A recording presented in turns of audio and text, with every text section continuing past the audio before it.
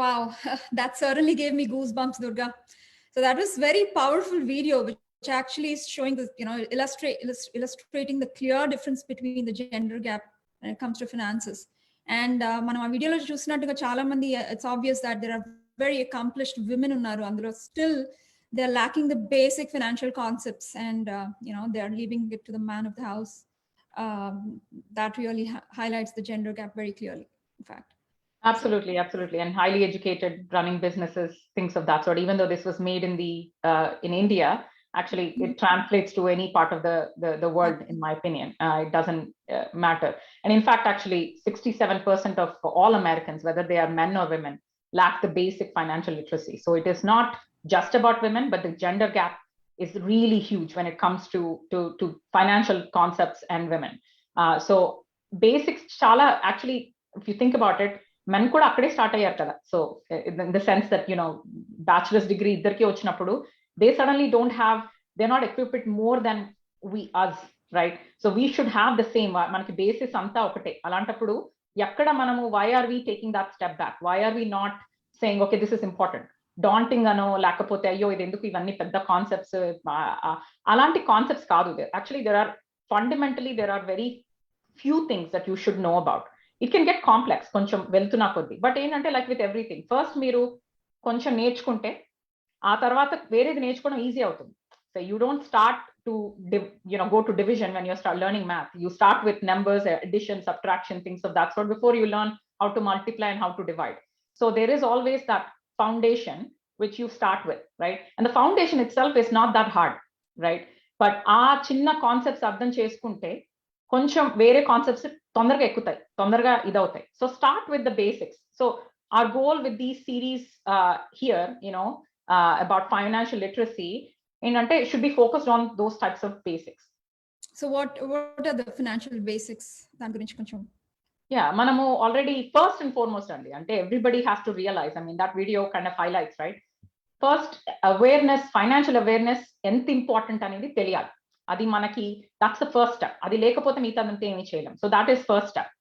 Second step ఏంటంటే మనం తెలుసుకోవాలి ఎక్కడెక్కడ ఏమేమి ఉన్నాయని. సో మనకి ఎంత ఇన్కమ్ వస్తుంది, ఎక్కడెక్కడ ఏమేమి అకౌంట్స్ ఉన్నాయి మనకి. ఇప్పుడు అంతా online world, so where are things అనేది second thing. Then setting financial goals. ఏం చేద్దాం అనుకుంటున్నారు, ఎంత రిటైర్మెంట్ కి సేవ్ చేద్దాం అనుకుంటున్నాము, ఇల్లు ఎప్పుడు కొందాం అనుకుంటున్నాము, పిల్లలు ఉంటే పిల్లల ఎడ్యుకేషన్ కి ఎలా సేవ్ చేద్దాం అనుకుంటున్నాం. These are all financial goals. Then setting and managing a budget. In the video somebody talked about, do you know how to manage your budget? A lot of people took a step back. Budget seems like a very simple thing, but a lot of people don't do it. Then you have, how do you save, and elanti saving strategies vaadali, right? How do you manage your credit score? Ippudu India lo kuda adi kuda ostundi, but US lo I think that's a very thing. If you don't have a good credit score, you cannot borrow money. And then planning for retirement, how important it is to plan for retirement. And then how do you multiply money? So we've talked about it. First, addition and subtraction avani nechukunte, how do you multiply the money that you're talking about?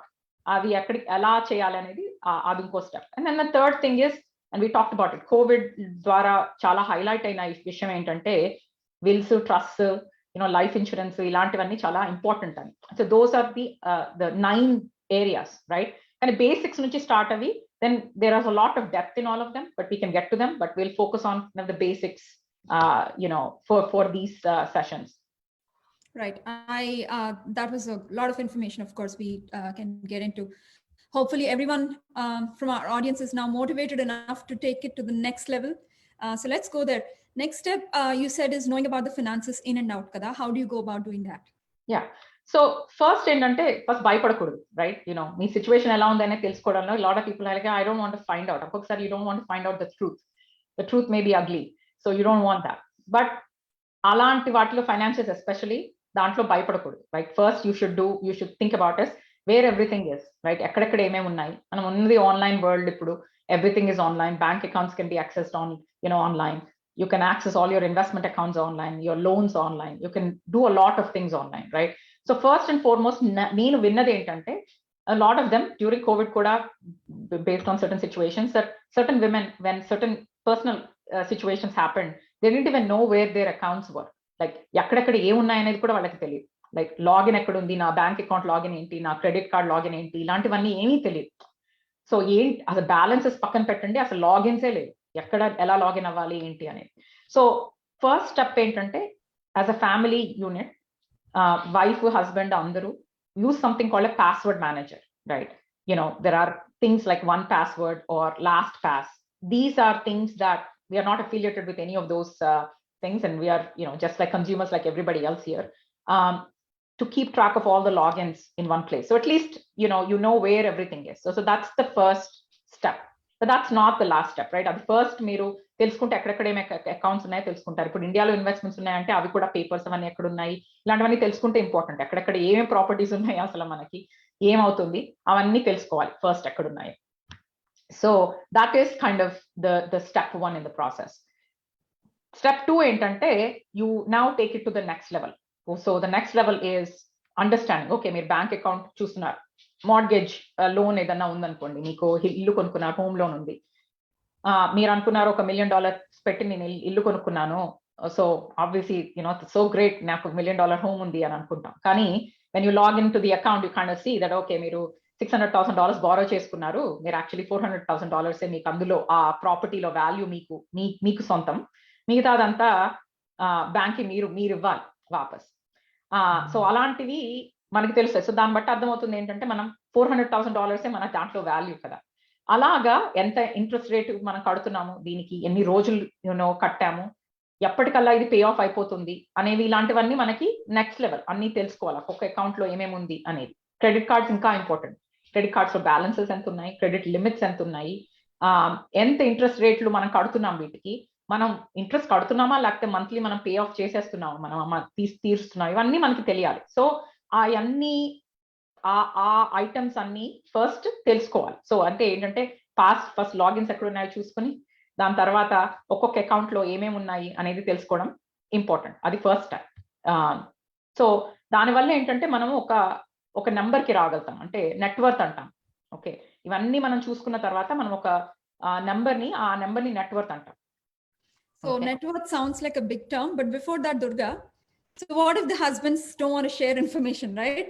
For that matter, even the wives, it could happen both ways. Yeah. So in అలాంటి cases లో ఎలా deal చేస్తాం? Yeah, నేను young people కి ఒకటే suggestion చెప్తానండి. First young people తో start చేద్దాం. ఎందుకంటే when you are young, so మీరు 20s ఇంకా పెళ్లి కాలేదు, ఇలాంటప్పుడు make sure your finding somebody that is financially savvy, that understands and shares the same understands the importance of both wife and husband, knowing about finances and working together towards common goals. So make sure you're doing that. But in case Miro, you ended up, in a situation where the husband or the wife don't believe that, other people okal cheste chalu inkokal avasaram ledu ala antannappudu, the only way I think you can do this is first మీరు కొంచెం information తెలుసుకోవాలి. తెలుసుకున్న తర్వాత కూర్చొని మీరు ఎక్కడెక్కడ అకౌంట్లు ఉన్నాయని అడగాల్సిన అవసరం లేదు. మీరు సింపుల్ గా మన గోల్స్ ఏంటి, మనం రిటైర్మెంట్ కి ఎంత సేవ్ చేస్తున్నాము, లేకపోతే మనం ఇంటికి ఎప్పుడు కట్టేస్తాము, మన క్రెడిట్ కార్డ్ లో మనకి అప్పులు ఉన్నాయా, ఇలాంటివి చిన్నగా మీరు నెమ్మదిగా అడగచ్చు, రైట్? అలా అడుగుతూ ఉంటే మీకు కొంచెం ఇన్ఫర్మేషన్ తెలుస్తుంది. సో రాదర్ దాన్ సేయింగ్ నాకు అసలు షేర్ చేసుకోవట్లేదు అసలు ఏంటి అని, because it's not about that, right? It's about working together as a unit. So ఆ స్టేజ్ కి వెళ్ళేటట్టుకి కొంచెం స్లోగా కొన్ని సిచ్యువేషన్స్ లో, ఐ థింక్ పర్సనల్ సిచ్యువేషన్స్ లో కొన్ని సిచ్యువేషన్స్ లో that might take more time, but that's okay. You have to slowly do that. Don't give up. That's what I would say. Don't give up just because somebody initial గా మీకు ఏదైనా resistance వచ్చి ఎందుకు ఇవన్నీ అవసరం లేదు కదా, ఎందుకు వరి అవుతున్నాయి. And more importantly I have been heard, ఏమవుతుంది అంటే ఇప్పుడు వైఫ్స్ రేపు ఏమన్నా నాకైతే, రేపు మీకేమన్నా అయితే నాకు తెలియాలి కదా, అండ్ వాళ్ళకి దేసే మనకేం అవ్వదు, అలా ఏం వరి అవ్వద్దు, ఇలాంటి పిచ్చి మాటలు మాట్లాడద్దు అని అంటారు. But to be honest, we always should be hoping for the best, but planning for the worst. Adi very important in the financial dantlo, that you have to do that, which means that meeru worst case scenario plan cheskuntu undal all the time. So what if something happens to me? What if something happens to her? What if something are we good on all levels?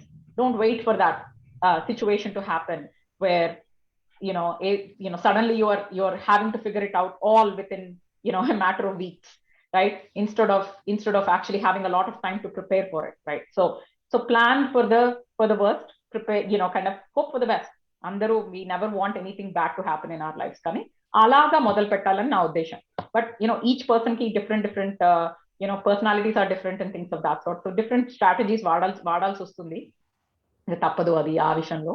But if you are relentless, right, if you are hell bent on finding out ఏంటి ఎక్కడెక్కడ ఏమున్నాయి అంటే you will find a way.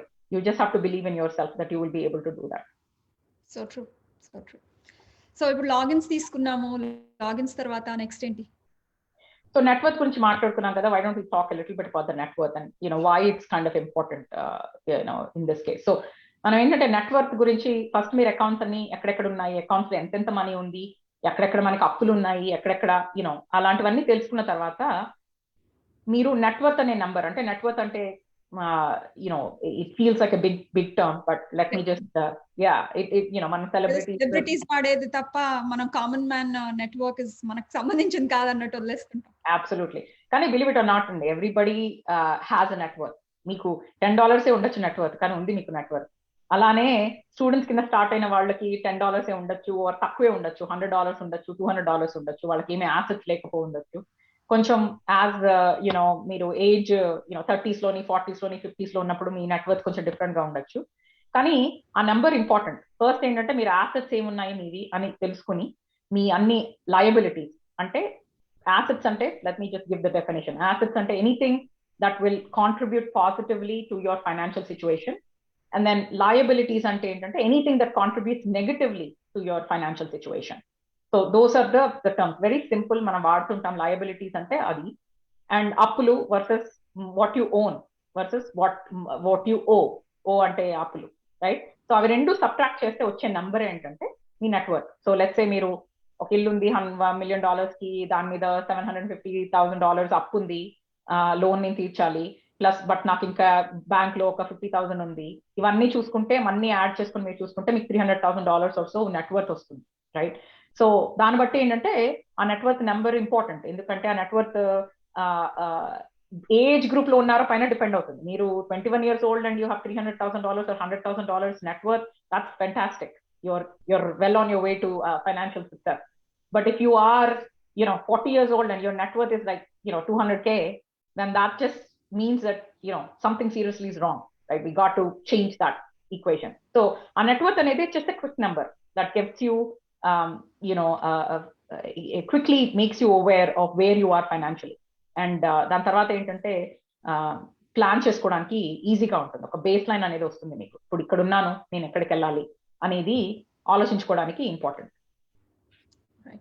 So దాని గురించి ఇంకొంచెం detailed గా, అంటే అందులో ఇప్పుడు అసెట్స్, లయబిలిటీస్ ఎలాంటివి అని కొంచెం డీటెయిల్డ్ గా ఎక్స్ప్లెయిన్ చేయగలరు? యాక్చువల్లీ నేను ఒక పాయింట్ ఇక్కడ చెప్పాలి, దట్ నెట్వర్క్ అంటే ఇప్పుడు మన ఇన్ని అకౌంట్స్ ఉన్నాయి, నాకు చాలా ఉన్నాయి, ఎలా నేను దీన్ని నెట్వర్క్ నేను పేపర్ లో కూర్చొని రాసుకోవాలా, లేకపోతే ఏం చేయాలి? చేయొచ్చు. Certainly you can sit down and write all of your things. Rough గా ఏం తెలిసినా అవన్నీ కూర్చొని రాసుకొని మీకు క్విక్ గా ఒక నెంబర్ వచ్చేస్తుంది. బట్ నేను పర్సనల్ గా, and I'm not affiliated with this company, but mint.com అనేది వాడతాను, mint.com, which we have been using for, I want to say, about 18-20 years. Been a long time. So దాంట్లో ఏంటంటే you can connect all of your assets and all your liabilities అన్ని connect చేసుకొని ఒక దగ్గర మీరు చూడొచ్చు. And you can enter some information that you don't have online. For example, మీకు ఇండియాలో ఏమైనా ఇన్వెస్ట్మెంట్స్ ఉన్నాయి, లేకపోతే మీరు ఎవరికైనా పర్సనల్ లోన్ ఇచ్చారు, అలాంటివి కూడా మీరు యాడ్ చేసుకోవచ్చు. సో అవన్నీ చేసిన దాన్ని బట్టి ఏంటంటే ఒకసారి మీకు ఒక చిన్న ఎఫర్ట్ పడుతుంది, ఒక మేబీ 1 day పడుతుంది మీకు అవన్నీ సెటప్ చేసుకోవడానికి. But once you do that, మీకు ఒక నెట్వర్క్ అనేది మీకు ఇంకా కన్సిస్టెంట్ గా మీరు ఇంకా లాగిన్ అయితే మీకు కనబడిపోతుంది. So that's an easy way to do it. And we really I really highly suggest something like that. There are other sites like that you can use, but mint.com అనేది మేము ఎప్పటి నుంచో వాడుతూ ఉన్నాము. బట్ మీరు క్విక్ గా network calculate చేసుకోవాలి అనుకుంటే కూడా there are usually network calculators online also. So మీరు అక్కడికి వెళ్ళి ఆ నెట్వర్క్ దాంట్లో ఇన్ఫర్మేషన్ పెడితే రఫ్ గా మీకు తెలిసినవన్నీ you will be able to figure that out. లేదు అంటే మీరు సింపుల్ గా ఒక పెన్ అండ్ పేపర్ మీద రాసుకొని పెట్టుకోవచ్చు. సో మీరు అన్నాడు ఇంతకు ముందు నెట్వర్క్ క్యాల్కులేట్ చేయడంలో మీరు జస్ట్ కొంచెం డీటెయిల్స్ ఇవ్వమని. సో కొంచెం అసెట్స్ ఏంటి, లయబిలిటీస్ అనేది నేను ఎగ్జాంపుల్స్ ఇస్తాను మీకు, so that you have a better idea of what is considered an asset and what is considered a liability, right? So me money bank accounts లో ఉన్నాయి, సేవింగ్స్ అకౌంట్ లో కానీ చెకింగ్ అకౌంట్ లో కానీ ఉన్నవి అసెట్స్, ఎందుకంటే అవన్నీ పాజిటివ్ క్యాష్ ఫ్లో అది. మీ ఇన్వెస్ట్మెంట్ అకౌంట్స్ ఏమన్నా ఉంటే, లైక్ మీరు స్టాక్ మార్కెట్లో ఏమైనా ఇన్వెస్ట్ చేస్తే, మీ 401ks ఏమైనా ఇన్వెస్ట్ చేస్తే, అలాంటివన్నీ ఇన్వెస్ట్మెంట్ అకౌంట్స్ లో ఉన్న మనీ అంతా కౌంట్ అవుతుంది. మీ car, even though it is a depreciating asset, ఆ current value of the car మీరు ఇంక్లూడ్ చేసుకోవచ్చు. అప్పుడు మీరు అమ్మితే ఏమొస్తుంది అనేది. Market value of your home for example. So ఇప్పుడు మీరు ఎంతకో కొన్నారు, బట్ అది అప్రిషియేట్ అయింది, or it depreciated also, which happened in 2004 లో 2005 లో కొన్న వాళ్ళు assets depreciated, home కూడా depreciated for a long time, and then appreciated only recently. So for that happens also. So current market value చూసుకోవాలి. Then in any businesses, any types of things that you have, అవన్నీ కూడా count చేసుకోవాలి. Like personal property ఎలాంటి అంటే, మీకు jewellery ఉంటుంది. మన Indian women కి చాలా జ్యువెలరీ ఉంటుంది. So but get it assessed and see what the value of that is. Art ఉండొచ్చు మీ దగ్గర, which is కలెక్టబుల్స్ ఏమన్నా ఉంటే, మీకు ఫర్నిచర్ కానీ యాంటిక్ ఫర్నిచర్ ఇలాంటివన్నీ కూడా అసెట్స్ కింద కన్సిడర్ చేయొచ్చు. అండ్ ఎనీ ఇన్సూరెన్స్ పాలసీలు ఉంటే వాటి క్యాష్ వాల్యూ అలాంటివి కూడా వీటిలో ఇంక్లూడ్ చేయొచ్చు. సో అసెట్స్ అంటే నేను ఇంతకుముందు చెప్పినట్టు anything that ads to your financial situation positively, so అది అసెట్ కింద కన్సిడర్ చేస్తాం. లయబిలిటీస్కి వచ్చేసి, మీకు మార్గేజ్ ఉంది, లోన్ అమౌంట్ ఏదైతే ఉందో దట్ విల్ బి కన్సిడర్డ్, అన్ని అప్పులు, రైట్? సో అది కార్ లోన్ ఏమన్నా ఉంటే అది, credit card balances big, right? Lot of them have them. Student loans అలాంటివి ఏమన్నా ఉంటే అవి, మీరు ఎవరికైనా ఎవరి దగ్గర అప్పు తీసుకున్నారు, లేకపోతే ఏమైనా చేశారో, ఎక్కడైనా బారో చేసుకున్నవి, అవన్నీ మీరు అక్కడికి వాటిలో ఇంక్లూడ్ చేసుకుంటారు. So just rough examples of assets and liabilities అక్కడ. సో అవన్నీ రెండు సబ్ట్రాక్ట్ చేస్తే మీకు వచ్చేది ఆ నెట్వర్క్. ఇవన్నీ పర్సనల్ గా నేను అంతకుముందు ఒక ఎక్సెల్ స్ప్రెడ్ షీట్ లో పెట్టేసుకొని అయిపోయింది అనుకునేదాన్ని. కానీ after I switch to these online tools like how you said mint.com, that has made my life so much easier. Not just Mint for that matter. There's so many tools out there which are very powerful. Absolutely. Right. So ఇప్పుడు assets and liabilities గురించి net worth గురించి కొంచెం information, you shared some information. Next, now నాకు నా network తెలుసు, I have all that information that you just spoke about. So what next? So I think మనకి ఏదో question ఉంది, అనే క్వశ్చన్ వచ్చింది. So why don't we take that because it's kind of relevant to where we are, I think. Is mint.com safe? Right. So I realized that this program is organized by NATS and most of the participants understand Telugu. I was forwarded this opportunity to attend and I do not speak or understand Telugu. Is it possible to request speaker to speak in English or Hindi for the benefit of attendees like me? As noted in the beginning, this topic is important for all women. Yes, absolutely. You can continue to speak in English. Sure. Yeah. And I think we have another question. Is mint.com safe? Right. Actually, like I said, we've been using it for quite some time. So elanti websites lo aina kuda financial institutions evaithe unnayo vallu Mint and financial institutions ki oka agreement undi. So there's a safe way to connect to these financial institutions to pull the data. So there's some agreements, actually oka standard undi, dani valla idi information is safe. But I will tell you that nothing on the internet is safe, right? Because I'm in technology, so I can tell you from a cybersecurity standpoint, if మీరు mint.com website కి వెళ్ళి simple password ఏదో పెట్టుకొని మీ పిల్లల పేరులో అలాంటివి ఏమైనా పెట్టుకున్నారు అంటే, if you use like very simple passwords and they can be cracked by hackers, then they will get access to information. But the good news is they'll not be able to connect to those financial institutions through Mint. So that is not the case, and so there is a standard akkada. So that I don't think that will be problematic in that sense. But make sure you're always using safe or secure practices when you are creating your accounts and passwords and things of that sort, so that everything is safe, not just the not just mint.com for that matter. Okay. And we have another question from Geeta Garu regarding savings, but I think we'll get back to it when you get to the savings topic. Yeah. Sure. So ఇప్పుడు I think we were talking about, before the questions, we were talking about next net worth. Now that we have the net worth, what's next?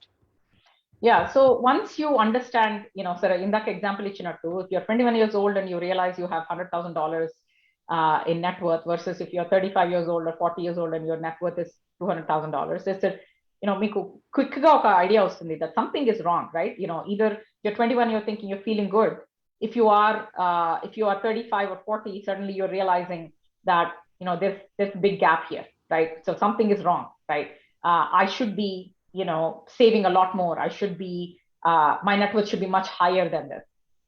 Or you could be realizing that your kids' education, you're not saving enough for their education. Or you might realize that you have too much debt, right? Or you're paying really high interest, in your credit cards, actually high interest liabilities.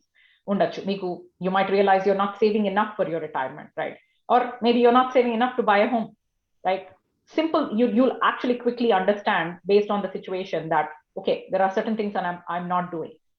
So our gaps, తెలుసుకున్న వెంటనే those gaps can really be powerful for you to plan for the future.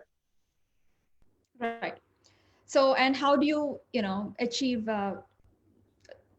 these gaps and goals? How would you go about those? Yeah. So gaps ni తీసుకొని మనం goals కింద convert చేసుకోవాలి, obviously. So not saving enough for retirement ante, now the goal should be I should be saving enough for the retirement, right?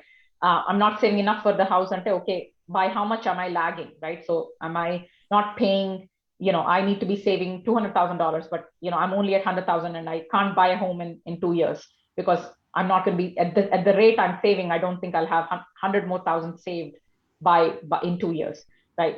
So you have to turn all these gaps that you see with your net worth into goals, right? And the goals fall into a few categories, right? So not everything falls in. You can't just lump everything into one bucket. You're going to put them into short term, medium term, and long term goals, right? Short term could be buying a car in a year, or thinking that you need to pay off your high interest credit card debt, for example. So maybe you have $10,000 in credit card debt, you want to pay that off in a year. That could be short term, right? Medium term goals could be like you want to buy a home, like in 3 to 5, 8 years, you want to buy, a home, and you want to save for that. Then you have kids education. So you might also realize that, your kids are, just had kids, or your kids are about, 8 or 9 years old, and they're going to college in about 9 to 10 years. Have I saved anything for the kids' education? If not, then that becomes a medium term goal. So it's about 8 to 9 years. Meeru inka time undi. So then you can save for that. Long term goals could be retirement planning. So retirement is huge these days, right? And I'll kind of emphasize that point, really heavily, actually, that in the olden days, right, back in the 80s and 90s and so on, even until even I think 2000, in India, especially if you've seen your mom and your parents working, that they've all gotten, they all get pension, right? At some point, they retire and they're happy to look forward to the retirement because they're like, oh, I'll be getting pension, right?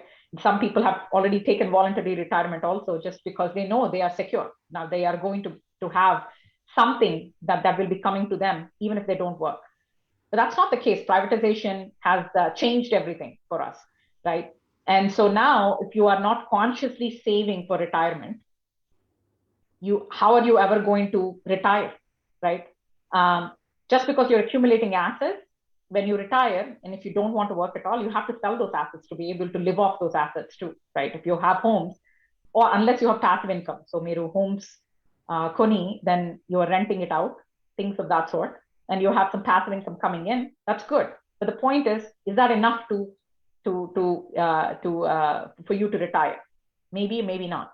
So you have to make a conscious effort to save for retirement, right? And again, we've talked about it, hope for the best, plan for the worst, and you have to do those things. So short term, medium term, and long term goals, like I described, that's how I think you would identify those goals and then put them in those buckets, and really think about these goals as, they have to be practical and they have to be achievable, and they have to fit your financial situation.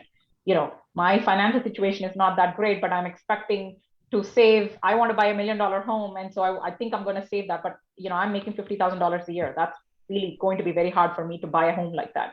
So that's unachievable if you are not changing your job, for example, and upping your income in some way, shape, or form. So that's quite important. So make sure that you are doing that. And then you create a plan. So once you have these goals that defined, then you have to create a plan to achieve those goals. So in fact, I had a question. I personally had a question on the same lines. So my income is not changing. My expenses haven't changed. How do I, plan or prioritize those goals? And I Yeah, think, absolutely. So, a lot of the times I think, these days, and especially when millennials and the Gen Xers and Gen Zers, whoever we want to call them, they're in this mindset of, living in the moment, right? And, we don't, plan for the worst. We want to enjoy the life that we have.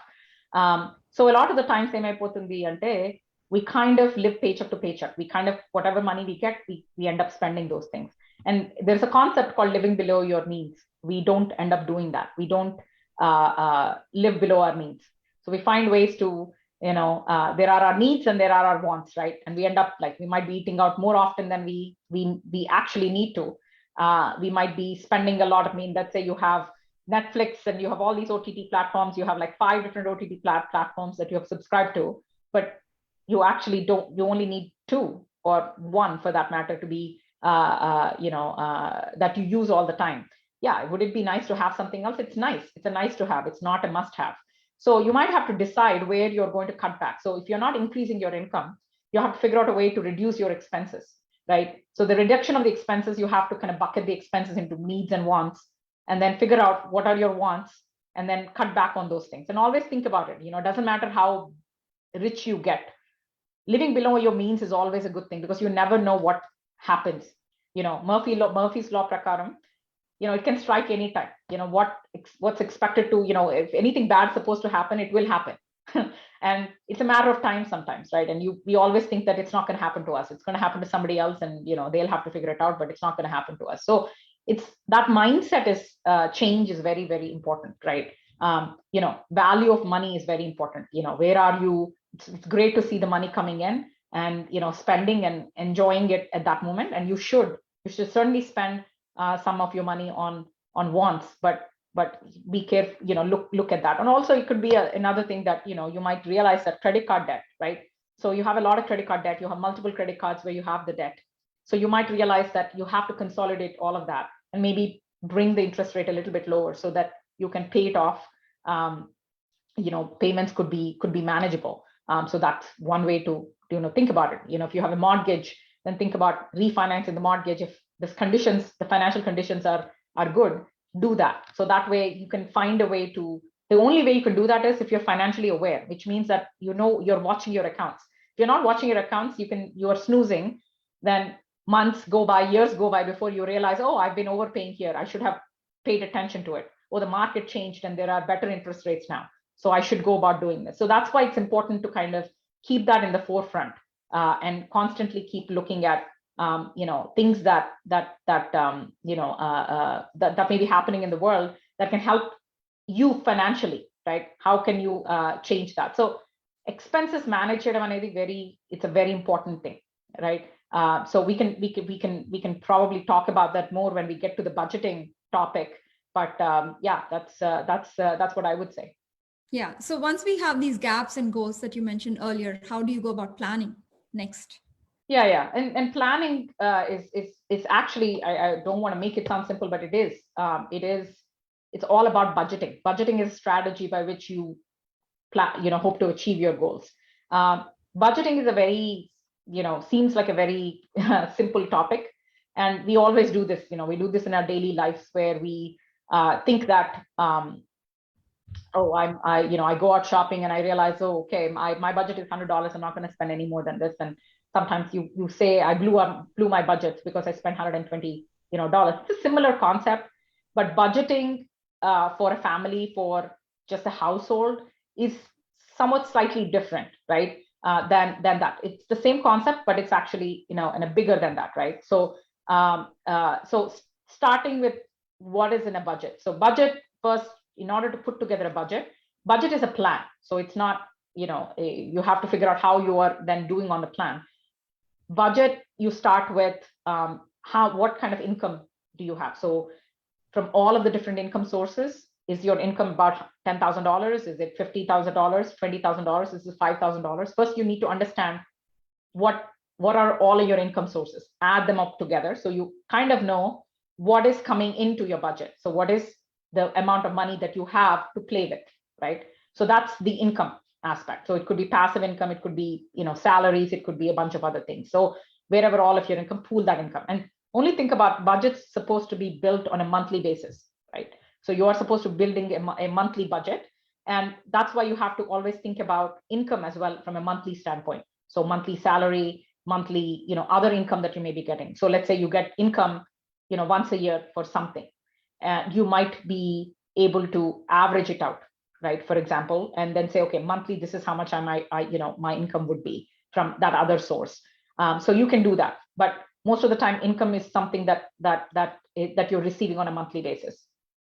Then you kind of look at all of your expenses, right? So you take all of your needs and put them in one bucket. So it could be your mortgage payment, your rent, your car payment, and just the general upkeep of your car. Could be gas and other repairs, food, household utilities. It could be clothing, things, shopping, things of that sort, entertainment. Either you're going out to the movies or you're subscribing to OTT platforms, things of that sort. Loan payments, any kind of insurance payments that you may have. And then income taxes also should be included in that. Childcare, if you have children and you have you're paying for the daycare or other types of things, you're paying for the tuition, things of that sort, those all should be included. Medical bills on a regular basis, because even though you might have a great insurance, you still have to life still happens, and you would have to go to the doctor every now and then. So you'd have to do that as well. You can plan for vacations, and you can also include savings in that, right? What is going into retirement, all of that is in there, right? So if you think about it from a budgeting standpoint, you have your income and what's coming in and what is going out. Going out also includes savings. So because savings are supposed to be considered somewhat sacred, right? You almost have to put them aside and not touch them. You don't think of them as if you spent that money, right? Once you purchase, you go to a store and you purchase something, that money is gone now, right? You have to think about savings that way. You have to put it aside and almost think of it as you've already spent it, and you're not going to touch that. So savings also come back into the to the budget as well. So everything, it should balance out. And when I say balance, income and everything that's going out, and I say expenses include savings as well. Everything should balance out. So it should all end up at a zero, right? And then the thing is that the goals that we have, that we've talked about earlier, short-term, medium-term, and long-term goals, all those goals are somehow fitting in this budget as well. So you're setting aside money for both your short-term, medium-term, and long-term goals. And that's how you're able to just create that plan for your future. Thank you, Durga. And we have a question from Ashok Nimmagadda. So do we need to have a credit card, even though we may not really need that money, to have credit history or to show that we manage the money that we lend well?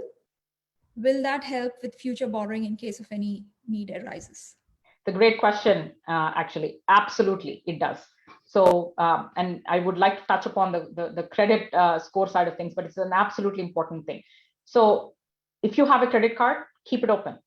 Always make sure that you're making small purchases. Keep it open, because it kind of determines your credit worthiness, right? So if you're able to borrow but pay it back quickly, then the credit bureaus actually love that.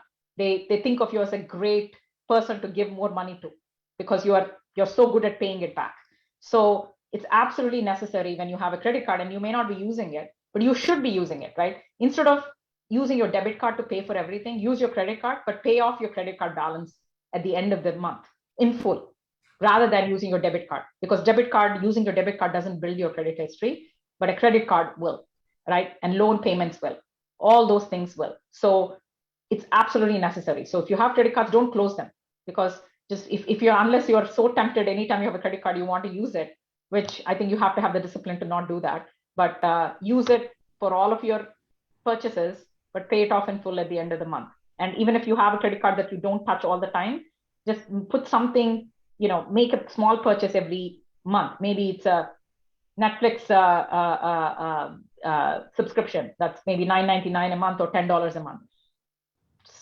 put that on that card and let it, and pay off the $10 at the end of the month, or whatever the grace period is for that credit card company, and you're good. And that will just count towards your credit score.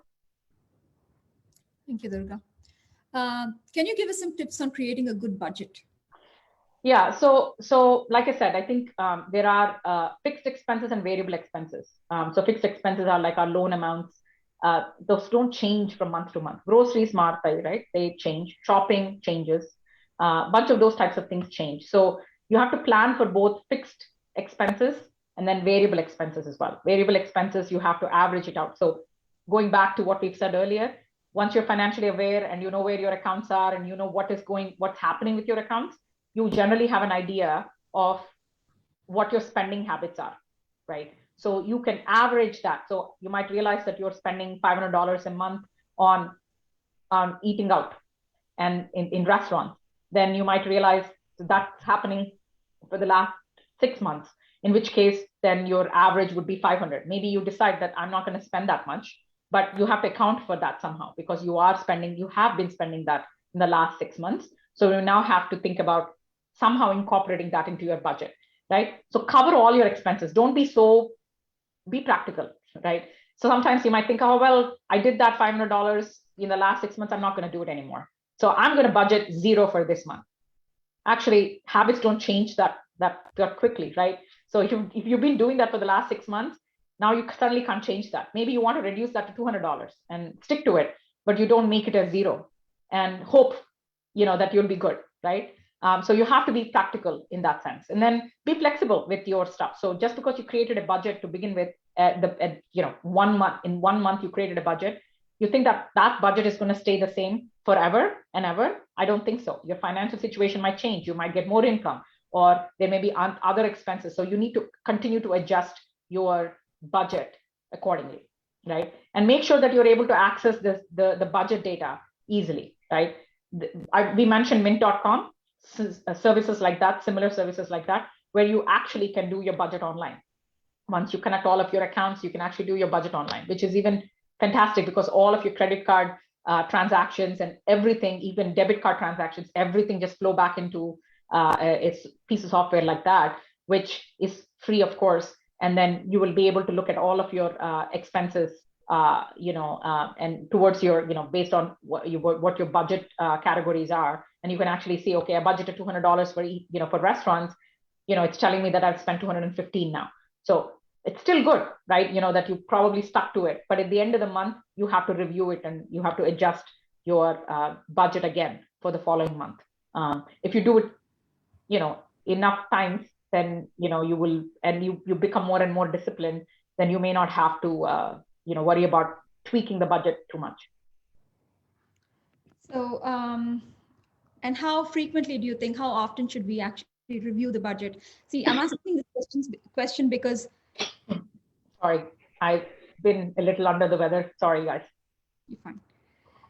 Yeah, I'm asking this question about how frequently we should review our budget. It's because, sometimes we start off like in a, we've been very disciplined for, let's say, 2 or 3 months, and then suddenly it fades out, the enthusiasm fades out, or whatever the reason is. How is that going to be? So, and how do we keep up with that? Yeah, it's a great point. Habits are not easy to form. And that's for sure. You can't do it for 1 month and think that you cannot declare victory at the end of the month, that you've done this and it's good. In fact, there is a book called Power of Habit. It's a great thing. Like, even that's the reason why we all don't work out as often as we should, because we all get very motivated to do it at the beginning of January, usually after you've had a lot of holiday eating. And then you come into January, you think that you're going to somehow shed all those pounds that you've gained, but it becomes difficult because you've not consistently done it.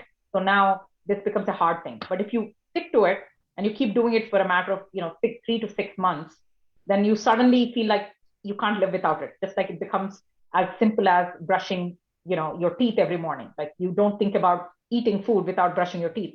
It's a very similar concept with essentially coming up with good money habits, right?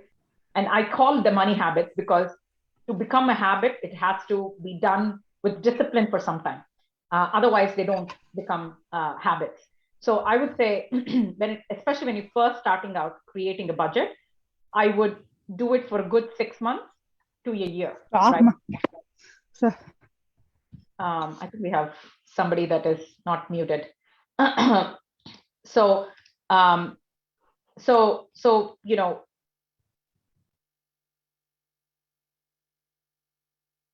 Hey, Prashanthi, hold on. I think everybody's been muted. We need to, yeah. Yeah, I'm unmuted myself now. Thank you. No, so what I was saying was, the power of habit is critical. It has to become like brushing your teeth. You have to do it for a good 6 months to a year, right? And once you do it and you do it consistently enough, our discipline unte, you are going to be, well on your way, because it becomes such a natural part of your routine that you are not going to be thinking twice about it. It becomes very ingrained in you.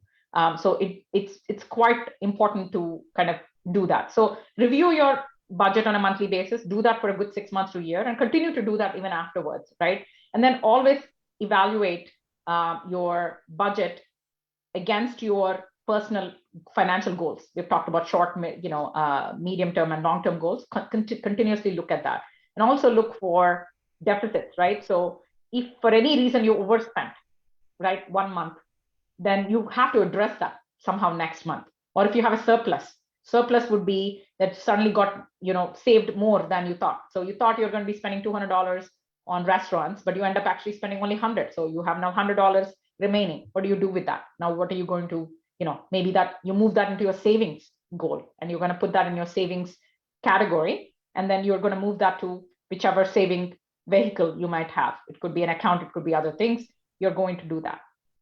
And so and what I would say is that don't get discouraged, with anything, right? Start it. It might feel like the first 2 months, it's a little bit of a struggle because it may be hard for you to stick to a budget. But then as you do it more often, it's going to become easier and easier. Like with anything, start with ABCs, and then you'll know how to create the words and then sentences and so on and so forth. So just stick to the basics. Thank you, Durga. That definitely helps. Everybody, I think we need to push ourselves a little more than what we could, and then finally it becomes a habit. That's what you're trying to say. That is a universal truth in everything, not just finances. So just to recap of a few things that you've given a lot of information so far. Just to recap on that a little bit, I think we spoke about understanding the importance of financial awareness, knowing our net worth, setting our financial goals, and establishing and managing a budget. So we've come this far. So we have a budget now, and what is next? What is the next thing that we? So we kind of alluded to savings, right? And we talked about savings. So essentially, to achieve any of the goals, financial goals especially, you have to have, it's all related to money. You have to save that money. And we kind of alluded to that in the budgeting, discussion, so that you should be saving, right? But how are you going about saving, things, right? So first and foremost, before we even think about saving, right? First, we need to think about what kind of debt do we have, right?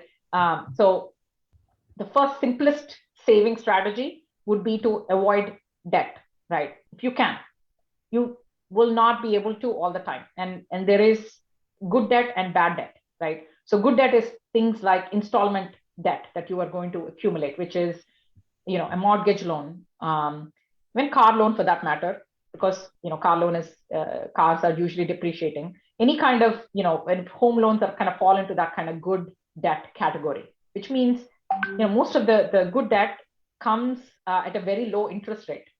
So there's no reason for us to be paying that thing off, because it's going to be harder for you to borrow that money at that same rate from another place.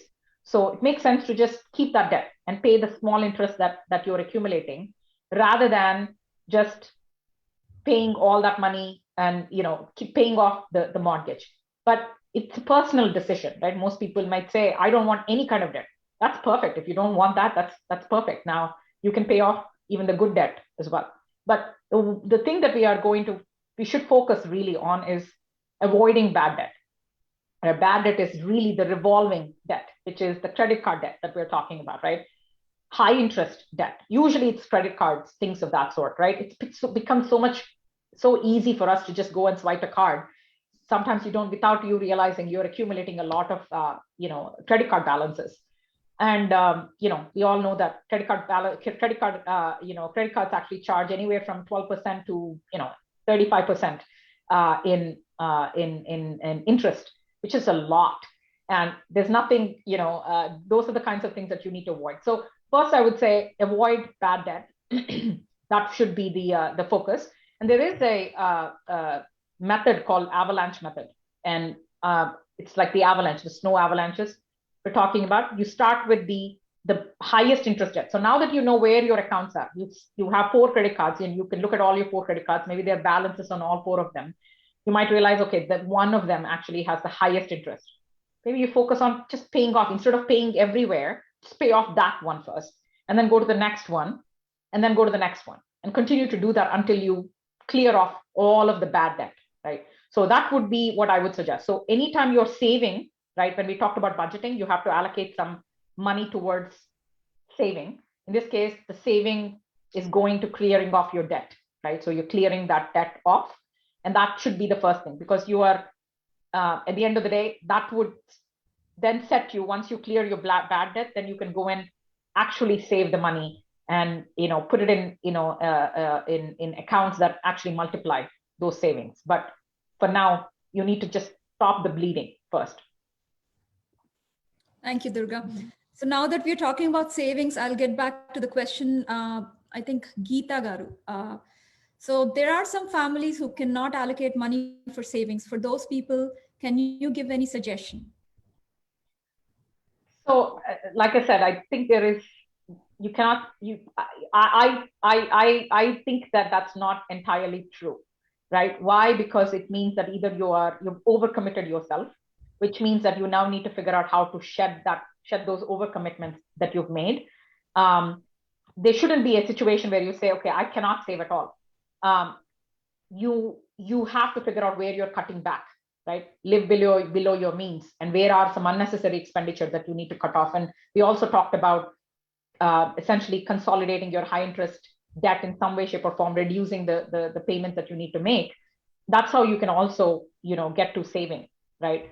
Or the other way to do it is, if the situation is such that you're not able to save, then find ways to increase your income, right? How do you increase? So maybe husband works and the wife doesn't work, and maybe you're highly educated, but you are at home taking care of your kids.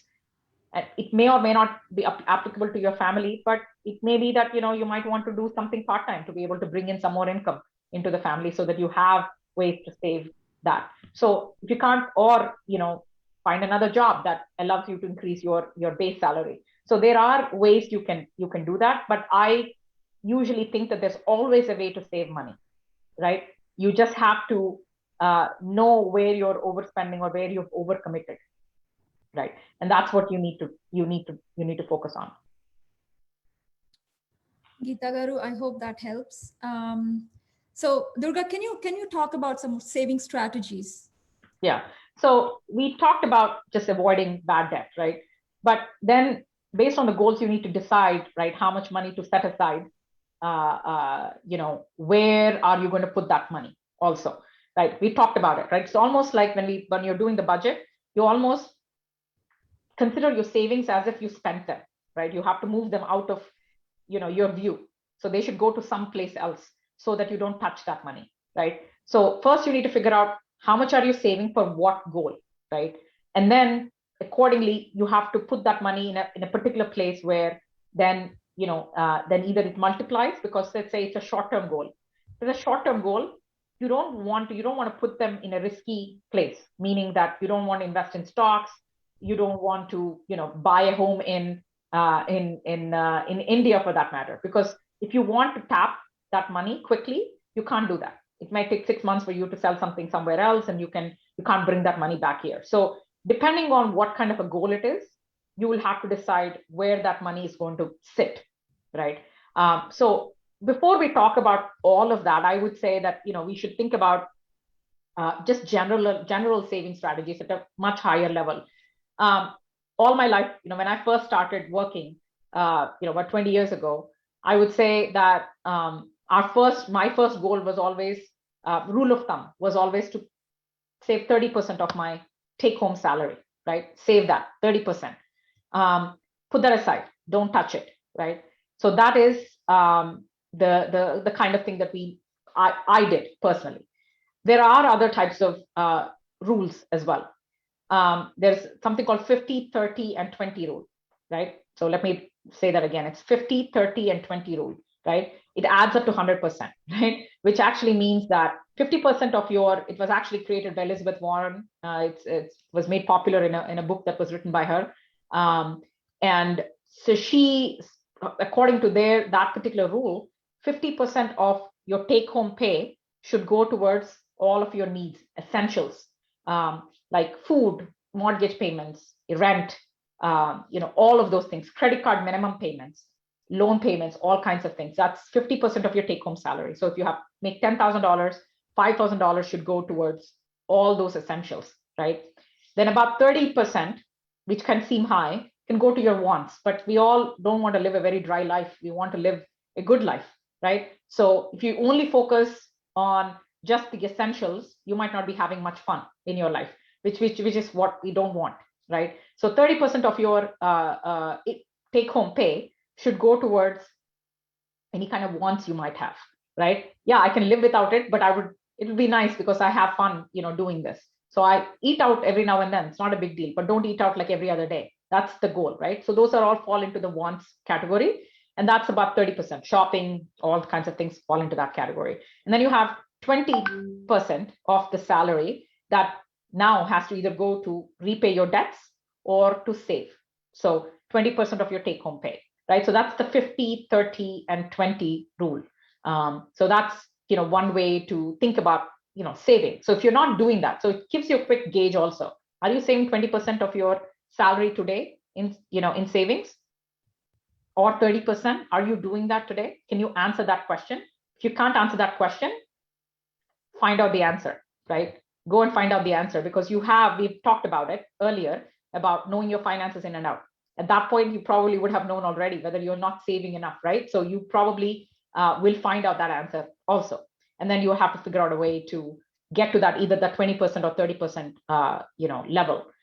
There is also, in addition to this, there are many strategies, like I said, but I want to give, again, many, different people may want different types of, strategies that they want to employ. So another strategy is similar to 50, 30, 20. In this case, it's called 50, 15, and 5. So it doesn't add up to 100. So it's not the same as the other one. But the concept of 50% stays the same. So 50, 15, and 5 rule goes like this, right? You take 50% of your take home pay, use it for all of your essentials. And that's everything that I described in previously. And then 15% of your pre-tax income. So let's say you're making $12,000, but your take home pay is $10,000. So 50% of $10,000, which is $5,000, goes towards all of your essentials. But 15% of your pre-tax income, which is $12,000, 15% of that is going towards your retirement.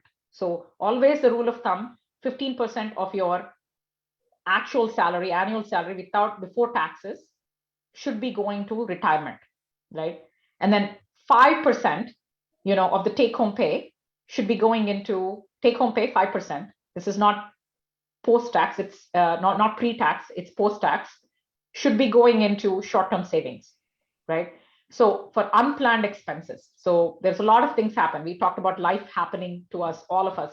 Suddenly, you might have a big medical, expense, something happened. Suddenly the house requires a big repair, or the car is broken down and you have to make a big, $5,000 to spend on the car repair. These are the types of things that you can't plan for because they happen, and then you react to it. So when you're reacting, you don't have to react to it in the sense that if you save for that, then that money will be available, that will be sitting somewhere, and that sole purpose of that money is to make sure that it's available to you when you are in need, right? So that is the goal for that 5%. So the 50, 15, 5, again, to recap, is 50% of your take home pay is going towards all of your essential expenses. 15% of your pre-tax income is actually going towards your retirement, and 5% of your take-home pay, again, is going towards unplanned expenses. So that is another rule that I feel like it could work for most people. Both of them actually have a very different take on it. So I thought, it'll be good for the audience to hear that.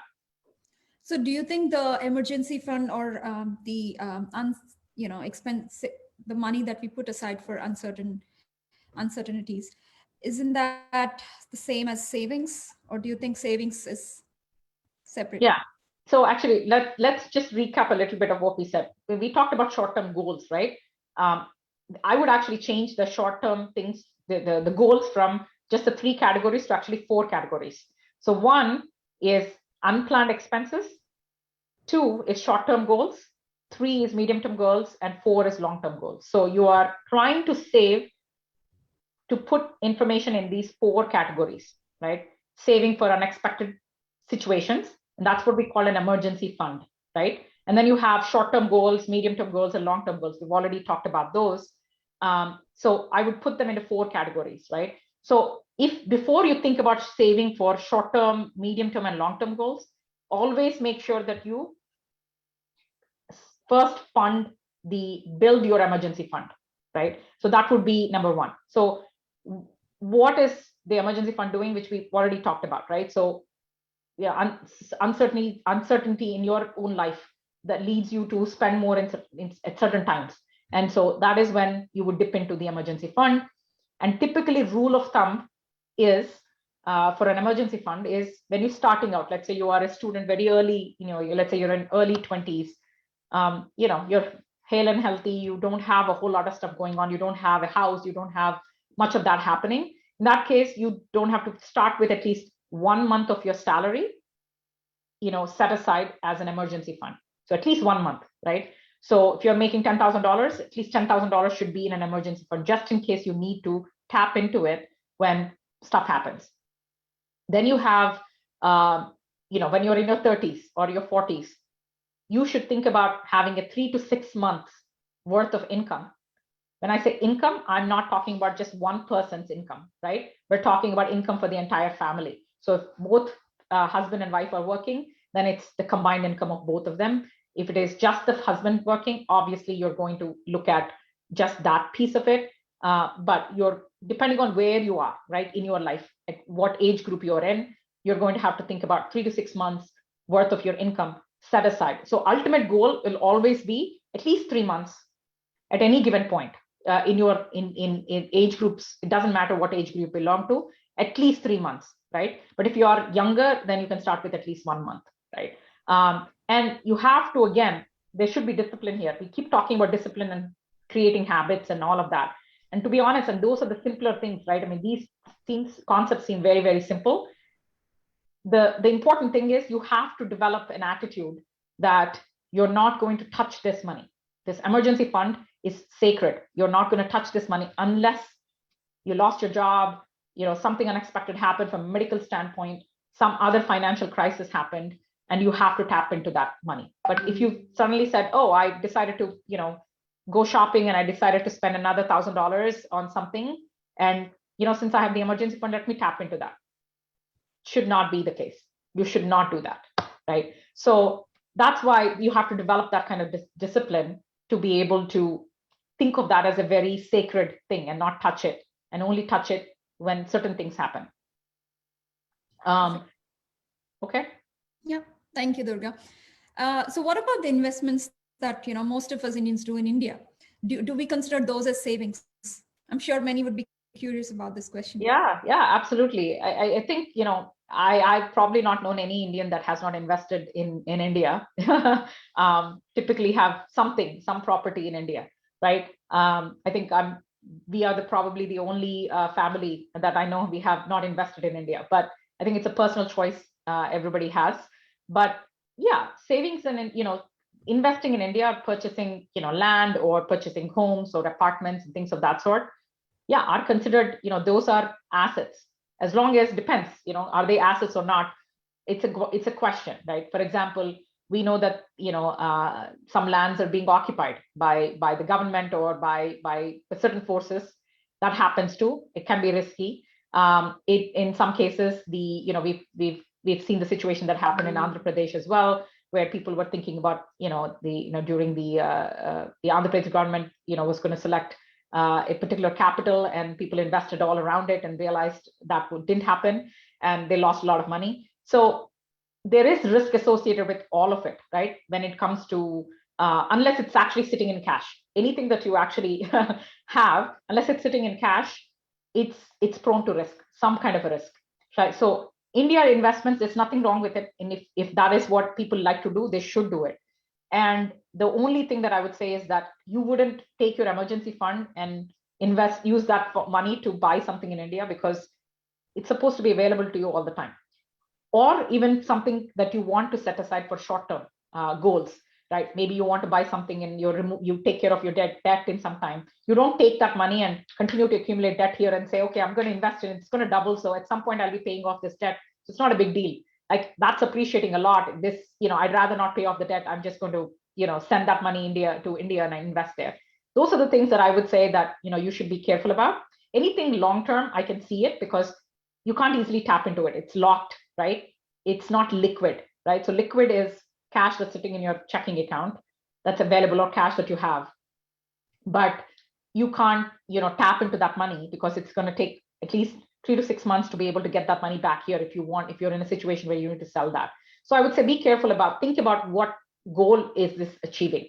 So is it achieving the goal of passing the properties down to your grandkids or your kids? Is that what your motivation is? Is this your retirement savings? What is the goal when you are investing there, right? So depending on the goal, you might realize that is a good thing. First, make sure you don't have debt. Second, then you're investing in India, you understand that you can't bring that money back in a short period of time. So is that okay, with you? So certainly can be considered savings, but there's always risk associated with it. Anytime, you don't want to put things in a risky situation when you need to immediately tap into it. So that's the only thing I would say, there. Hope it answers your question, Madhavi. Yeah, definitely. And we have another question in the chat. Do you suggest it's always better to invest in America than India? It's a good question. Actually, I don't think there's one strategy that fits everything. So one thing I would say is diversification, right? Always diversify, right? Don't put all of your eggs in one basket. That is not the goal, right? Don't put everything in your bank and in cash. It's not going to help. Inflation will not help you there. And we can talk about inflation at another time. Don't put all of your money there, right? Because even though it's the safest thing, it's not multiplying at all. Then you can't take all of it and put it in a stock market and say, okay, but it's volatile too. We all know how that goes. Or don't put everything in real estate, because real estate also goes through, cycles of, increase and decreases, right? So that can happen also. So everything has an inherent risk to it. That's why you have to diversify. So invest in different things. So when one thing goes down, the other thing increases. So it balances out in the long run, right? So strategy, and we can talk more about investments in our next session, because that is one of the topics we thought we would be covering then. But really, diversification is the key, right? There's no one strategy that will satisfy that. So, make investments here too. I mean, there's definitely, if you're closer here, and it all depends on where you're going to settle down eventually. So if you think you're going to be living here, and that's where all of your life is, then maybe it makes sense to invest here, because you will be able to see them, you'll be able to manage them more effectively than stuff in India. You're going to rely on other people to be able to manage those assets for you. So that's what I would say. Wherever you are, you can watch over them much more easily than something that's far away. True, I agree.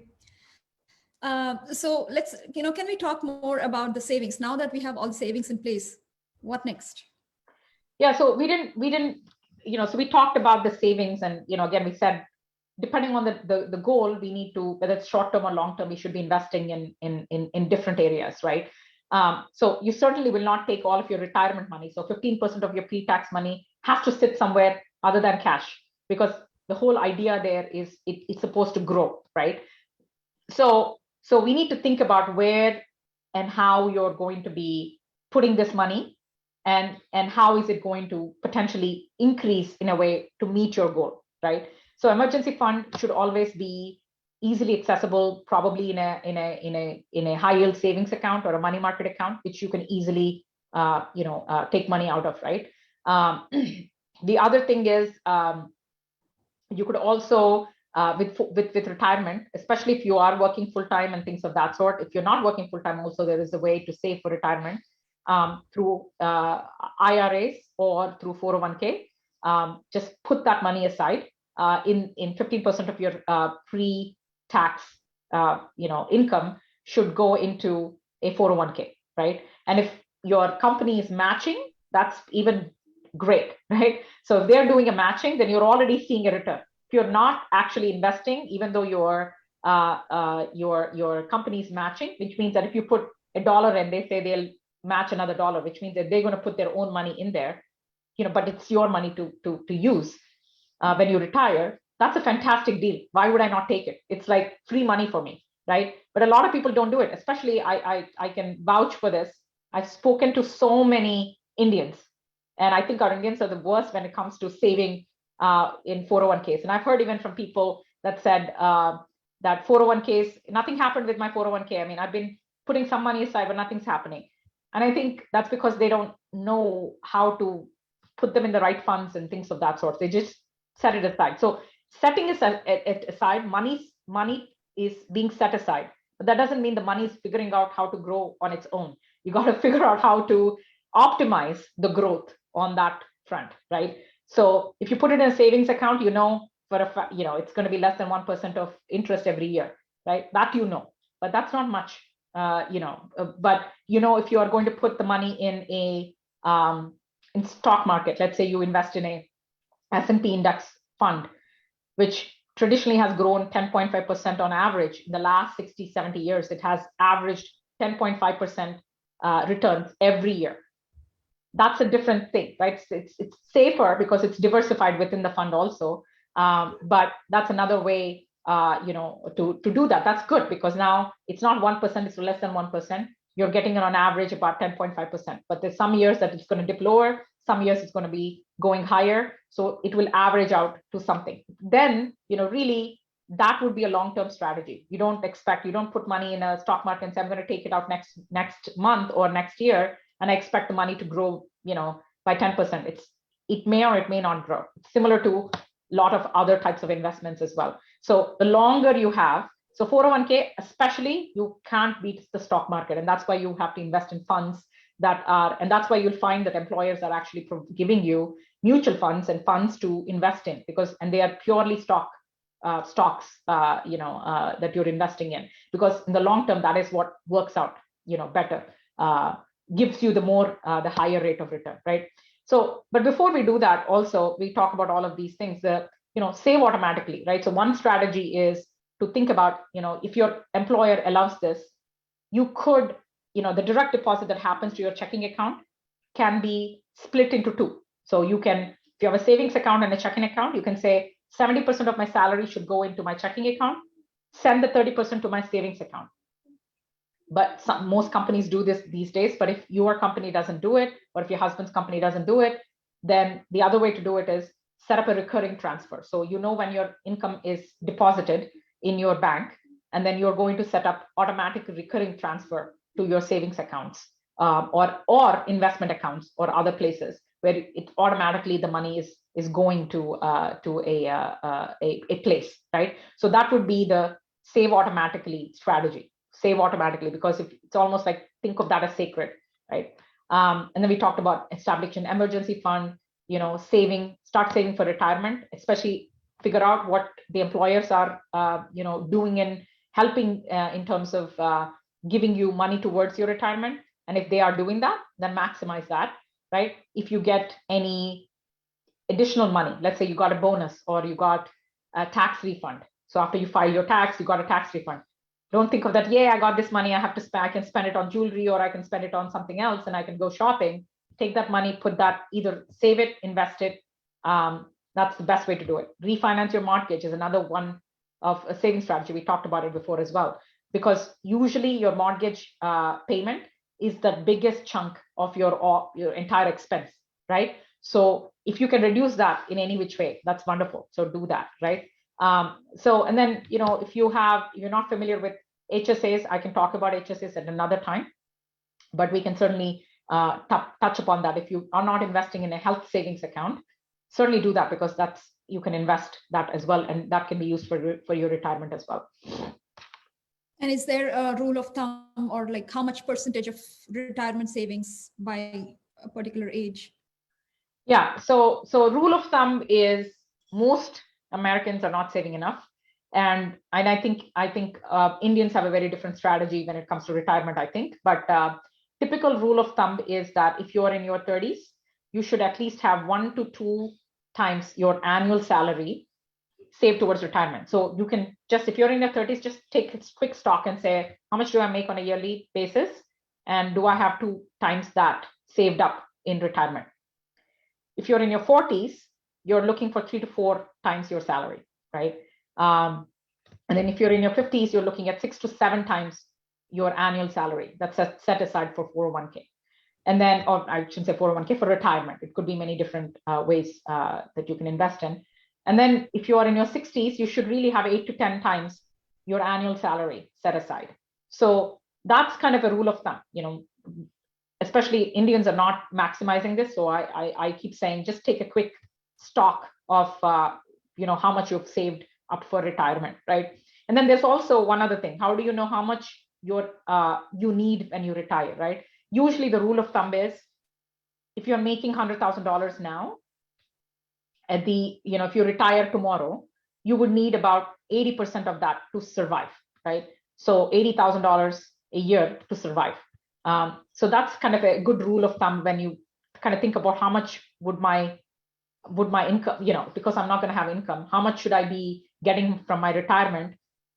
Think of it as pension that you will be receiving on a monthly basis to be able to manage my household. And that's about 80% of your pre-retirement salary. So whatever the pre-retirement salary is, 80% of that should be, because the lifestyle is changing, right? Your lifestyle changes as you're making more money, your lifestyle changes. So as your lifestyle changes, you have to adjust accordingly, right? You might need more, in retirement, if you're living a very, you have 2 houses, 3 houses, and you have repairs, and now you don't have any income coming in. How much should you have to be able to maintain all of this stuff?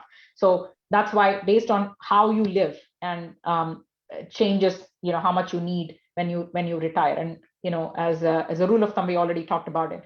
15% of your gross income or pre-tax income should be put towards retirement. We have another question in the chat. Do you think maximizing 401k is good, or contribute only certain percentage in 401k and rest in tax-free vehicles? Yeah, no, it's a good question. Actually, I can just speak for myself, right? From my standpoint, you should maximize 401k, because whatever tax bracket you fall into, you're contributing pre-tax dollars, right? So technically, if I make $100,000, and if I'm putting 15% of that towards my retirement, say $15,000 into my 401k, I am not paying any tax on the 15%, right? And then I'm only paying tax on my $85,000 of income on a yearly basis. So I'm effectively reducing my my tax, the tax that I owe to IRS. So it's already a saving in the sense, right? You're putting that, and especially if your employer is matching, right? They may be putting additional dollars. They may match up to 3% of your salary, or 4% of your salary, or they may match 50 cents to the dollar. Each of those things then increase the amount of money that you will have in that, which is also free money. If you don't contribute, you're not going to get it, right? So the rule of thumb, in my opinion, I've always done, I maximized my 401k, and my husband did the same, right? We always did the same thing. We've maximized since day one. So I think now it's 20,500 for each person, and that's the amount of money that you can contribute to 401k pre-tax. There are other limits, actually, and I don't want to complicate it to any further, but that's what you can put set aside right now. I maximize that, but some people at the minimum, what I would do is if there is matching, then at least do enough so that you can get that matching, right? So if it's not 15%, at least do that much, because if you might think that, I can't do that much, at least start with how much ever is being matched, do that. It's 3% of your salary, they match $6,000, then maybe you contribute $6,000 so that they can match that, the remaining, right? So at least do that. So take advantage of that. But my personal philosophy is maximize, maximize, maximize, maximize, even if there is no matching, maximize. We have another question, Lata. How much should you put in HSA account yearly?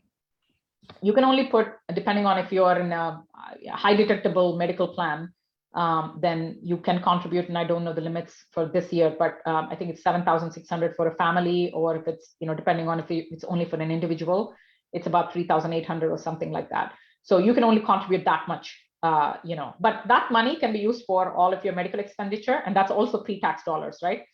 So that can be used for all of your medical expenses, but you can also be used, so you could also invest that money. So for example, if you end up saving every year $7,800, $600 towards your HSA, but you don't end up tapping into it for medical, situations, then that money can actually be invested in funds, and those funds can actually appreciate, right? Just like a retirement 401k or 403b, they're appreciating. So they're being invested in funds, and those funds have rate of returns, and you might be seeing an increase in that. So you can automatically increase that. And the good news is when that acts as your retirement fund as well, because eventually if you keep accumulating all that money and you keep investing it, at the end of, when you retire, that money can be utilized for your retirement.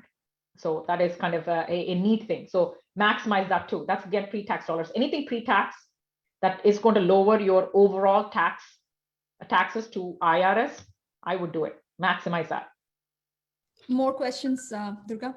From Che, how can we get maximum benefit from 401k as it by employer? And we don't know how the third party maintains the 401k, like in terms how they invest in stocks or bonds. It's a great question, actually. Nobody is doing that investment for you but you, right? So just because the money is going into a 401k fund, right? So you're actually funneling it to either a Vanguard or, Fidelity, any of these big companies. I'm not affiliated with any of them, for example, but once you put there, the employer has chosen certain funds that they think are beneficial for their employees. So you can decide based on your risk level, right? And your age factor. So you're closer to retirement, you want to put more of your money in bonds and things of that sort, and kind of low risk investments. If you are in your 20s, you might want to invest in stocks and do that. So you have to find the right funds. For example, you can have a fund that is a, emerging markets fund, which means that, markets that are emerging, there's maybe high risk to it, but there's also high reward, right? Sometimes there is high risk. Wherever there is high risk, there is high reward. So if you are young and you know that you have a long way to go, you might want to invest in things like that. But those funds are all available to you, and the fund performance is also available to you. So when the money goes into the 401k account, you have a way to figure out how that money is allocated to different funds. The biggest mistake, I think, I've heard from other folks that I've spoken to, that I've just been putting money in there and nothing's happening, because by default it goes to a particular fund. Unless you change it, it's not going to automatically change, and you are responsible for your own management of that. And that was different from the old days when our parents and everybody used to get pension, and their pension was guaranteed in a way, because that was completely managed by the employer, not the employee. But 401k is completely in your hands. The only thing you don't have in your hands is the funds that they've selected for you. Once they've selected those funds, you have the ability to move the money between any of those funds at any time. So I would say, look at the funds that are available to you, look at the fund performance, and then look at your risk that you are willing to take, and then put the money in those in those particular funds and divvy them up. Usually you'll be able to say 30% should go to this fund, 20% should be going to, 10% should go into this fund. You can really diversify again within the same thing. We keep talking about diversification. Diversify. Even in stocks, diversify. Funds, diversify, so that you're not putting all of your eggs in one basket. We got one more question here. Speaking of retirement savings, should we count the value of house as part of the money needed for retirement? It's a great question. Actually, it's a wonderful question, because if you don't know, majority of the folks that don't save for enough for retirement, that is the way that they are planning on retiring, right? They hope to tap into the equity that they have in the house to be able to retire. And this is kind of true for everybody, not Americans, and generally that's where that's what they think. The money that sits in your house is your ticket out, essentially. Because you're planning on downsizing, you might downsize at some point, you might not need a bigger house or things of that sort, and you can easily sell that. If you end up paying off all of your your loan is zero now, right? You paid off your loan, your mortgage loan, then you have the house is fully owned by you, which means that all of the equity that belongs in the house belongs to you, which is fantastic. And then if you downsize, you'll get a big chunk of money, and then that's what you can actually use for retirement. But again, going back to the rule of thumb that we talked about, is that if you're in your 60s, is that 8 to 10 times your annual income just before retirement. If it's not, then you need alternative ways of saving to get to retirement. I mean, to make sure that you can retire safely, right? Happily. I think we got a couple more questions related to HSA. Let me read them both together. Can we do even if you're not with your company health plan? I think she's talking about HSA. And the other question is, what other options are there if your company doesn't provide HSA? Yeah, so if your company doesn't provide HSA, you can't invest in it. So it's simple as that. So if your company is offering you a PPO plan or other things, you really cannot do that. The one thing I don't know is, which I will, hopefully I can address it in the next session, is if you go on the exchange and purchase a high deductible health plan, can you contribute to an HSA? I actually don't know the answer to that. I can find out and I can get back to you guys on that. And if your company doesn't provide an HSA, then unless you're going on the exchange and getting a high deductible plan, and that allows you to save in an HSA, you might not have any luck. Two more questions here. I agree we can save on tax if we maximize on 401k, but we need to pay tax when we withdraw it. It all depends on the tax rate after X number of years. Heard that there are products available now which are tax-free. Actually, you are not supposed to be paying tax when you retire. Right? So if you retire at 65, you're not paying any tax. After 59 and a half years of age, you're not paying any tax on the 401k. It's at that time, your income is zero. Let's assume that you're retired and your income is zero at that point, in which case you fall into the lowest tax bracket at that point. So you really are not paying any tax. It's called tax deferred. But if you continue to make money and you are tapping into your 401k, and that tax rate is a challenge. But otherwise, it's growing kind of, it's tax deferred in the sense. And then, but the hope is that when you retire, you're really not making any more money, and so you'll be tapping into 401k. So you should not be paying any tax on it at that time, unless or fall into a lower tax bracket. Right? Roth IRAs are a great way to think about. If you are planning to use that, I think that is. But that's post-tax dollars that go into Roth, right? A Roth IRA would be Roth 401k, things of that sort. You are actually investing money. The good news is that's going to grow almost tax-free. The money you're making on it is also growing tax-free, but it also has limits, right? When you're withdrawing, you're not going to pay tax on the original amount that you put in tax-free, but any appreciation you got on that, you will have to pay taxes on it too, unless you're retiring and you're removing the money at a certain age. A lot of them, I think, find 401ks. They tend to use 401ks as another savings fund for immediate purposes. So I'm going to take a loan from the 401k, or I'm going to withdraw this money in 5 years or 10 years. Personally, I actually don't think that's a good strategy. You should just not touch that money until you retire. But so unfortunately, circumstances happen, and you actually are removing that money. Hopefully, you put them in good funds that they appreciated in a way, you have to pay a 10% penalty depending on at what age you are removing that money. And then, you would have to pay the taxes. But hopefully you're not touching that money for a long period of time until you retire. And on the same lines, we have another question. Is Roth 401k better option than regular if your employer offers both? But there is a limit, right? So you can put in Roth and your, Roth 401k. If your employer offers that, take advantage of it, right? Because Roth is a much better, deal in the sense that, the money is going to grow. It's because you're putting post-tax dollars, the money is going to go tax-free. It's not tax deferred, it's tax-free. So that is why I think it is a much better situation if people are offering that. But again, if you have matching that's happening, it will never happen with a Roth 401k. So if there's matching that the employer is matching dollars, then you would have to invest some in 401k, a regular 401k, and some in Roth. So I would do both, right? If you have a Roth 401k, start investing in that. And Roth 401k also sometimes, Roth IRAs actually have income limits. Roth 401k, I don't believe they have income limits. So you should be able to put money aside because it's all your money after tax anyway. So I would suggest, depending on what the situation is, from a matching standpoint, I would figure out how to invest in both. And we can cover Roth in a long. I think we're going to talk about retirement planning. I would love to cover in more detail, starting with basics, because I think this might be getting somewhat complicated for some folks if we are talking about financial basics. But I will certainly cover this another time. Yeah, everybody just remember that this is just the first session and we have more sessions to come. And based on the interest, we can, do furthermore, not just 2 parts.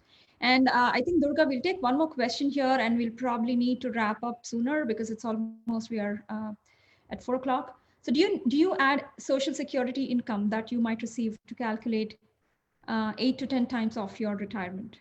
It's a great question, actually, right? So Social Security, similar to, I think, some situations, I don't know the exact year that they're saying that it's going to essentially, go into losses. So there is probably a very good chance if you're retiring after 2035 or 2040, there's a chance that Social Security may cease to exist. There is a lot of speculation around it. So I would, it's a great benefit. Now you're paying Social Security taxes and all of those different things, and it would be wonderful for us to be able to include all of that. You can, in fact, log into socialsecurity.org, I believe, and you can see how much, based on your work history, you can actually see how much you'll be able to withdraw, when you retire. You'll be able to get from Social Security as a benefit standpoint.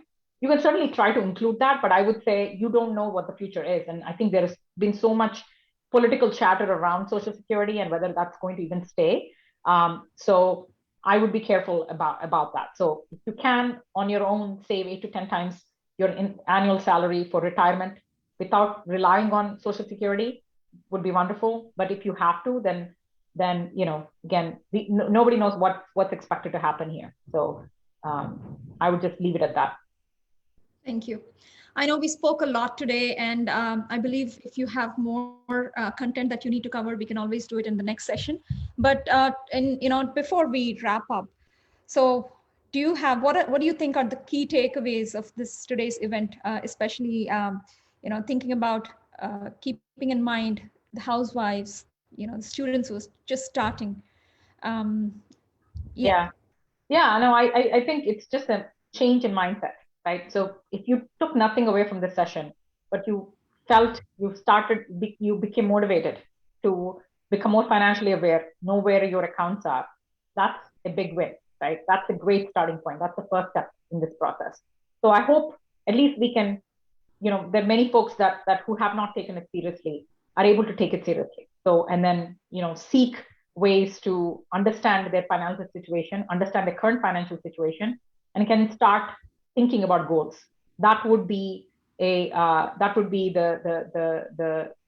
good part that would come out of this session, hopefully. And we can always talk about all the different strategies and everything else, but if you don't start with that, I don't think you can do anything after that, right? So start with just knowing where your finances are, understand the importance of financial awareness, and just hopefully, I do that in the next 1 week, 1 month, find out where everything is. Thank you, Durga. I hope, and thanks for your time. And I hope this session has helped at least a few handful people, to take the next step in their lives. And remember, again, everything in life is about the choices we make. So let's take control of our financial security, financially secured lives before life happens. And I will now turn it over to Lakshmi Bojagaru to talk about the upcoming programs of NATS. Lakshmi Bojagaru. Hi, Andy. Thank you, Madhvi Garu and Durga Garu for coming to NATS program and giving us such good information on financial literacy. This is a very good start for many people. And some of the points you covered regarding the, first thing, password manager, net worth, short-term goals, and fixed expenses, variable expenses. This is the basic information I think everybody should start with, and I hope many people benefited from this. And coming to the upcoming, I would like to go through some of the programs which NATS have been conducting. NATS team chala programs చేశాయండి, out of which some of them are, it was related to immigration, H1B visa bulletins, COVID-19 vaccine facts and myths, tax planning, entertainment side, and then kids గురించి కూడా చాలా programs చేశారు. And coming to women related programs, we did Women's Day and our esteemed guests Mamta Chamarthi garu, Radha garu, Shiromani garu, they shared their experiences which inspired many people. And ఇలా ఎన్నో కార్యక్రమాలు తీసుకొని ముందుకు వచ్చాము with all the encouragement from the viewers and the volunteers. And coming to our main women empowerment series, we started this series last month, couple of months back, and our first series addressed domestic violence, and informative session regarding informative session for women who need direction or help when they are in unforeseen situations. So we started that with Manvi program, and that was all those videos are available on natsworld.org and there is a lot of information there. So coming to our next programs, our women team is planning on a few more sessions on this financial literacy. So stay tuned. There is one session coming up in February, and then we'll continue this financial literacy sessions in March and April also. March is a Women's Day, Women's month. So we have some programs coming up for Women's Day celebrations in March. And then in April also, we'll continue with some more financial literacy sessions. And then we'll have we are going to add a few more programs on Mother's Day, addressing the Mother's Day, celebrating Mother's Day in May.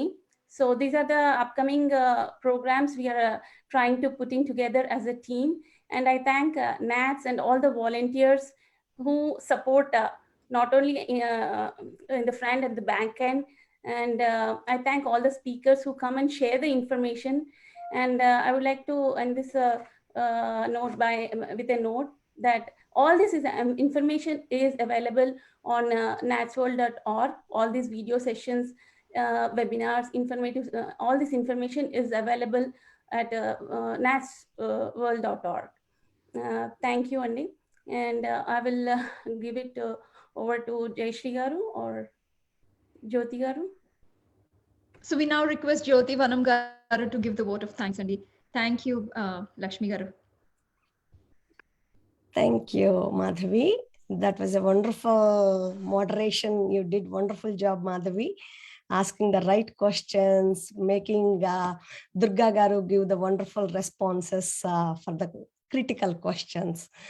Very nice of you, Durga Garu. What a knowledge and what an informative session that you have gathered and shared with us today.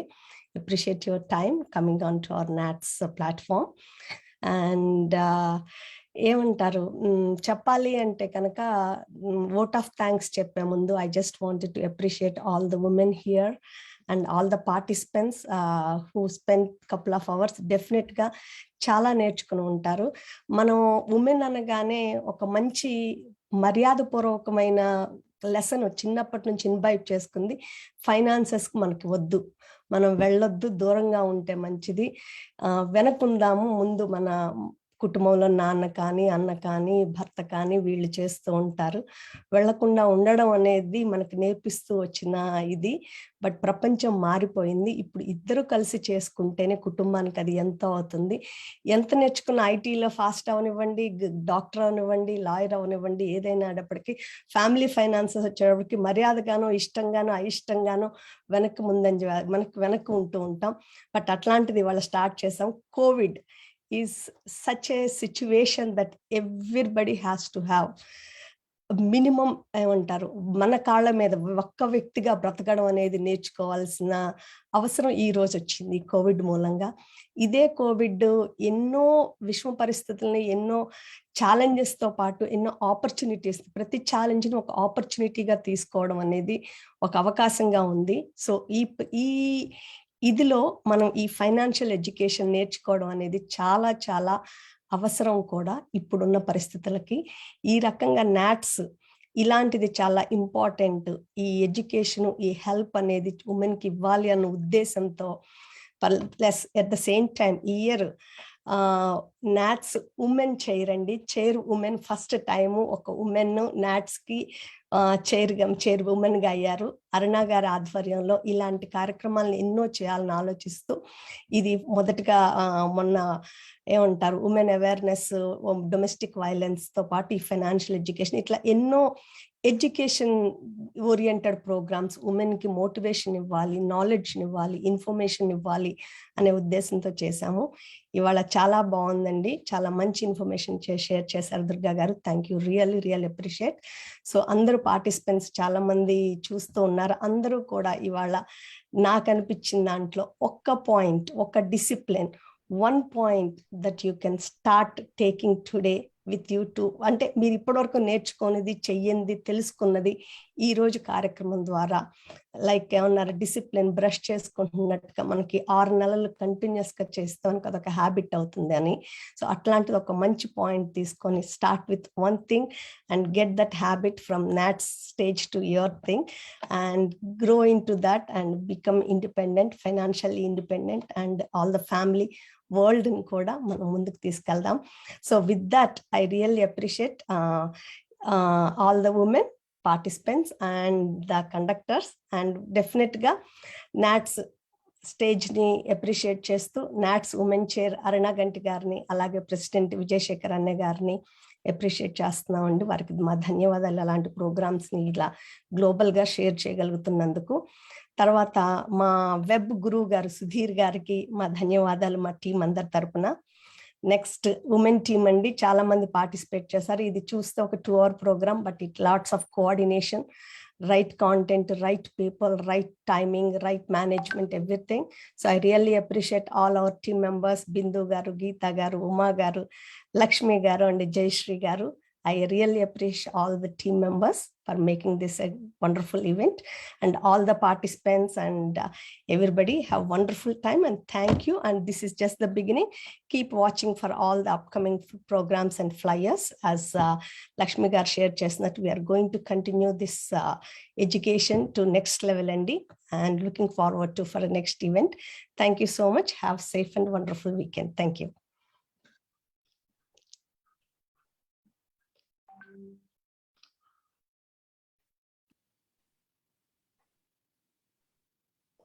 Bye for now. Everybody is still wanting to listen from you, Durga Garu, but we'll connect and continue some more later. Thank you. Thank you.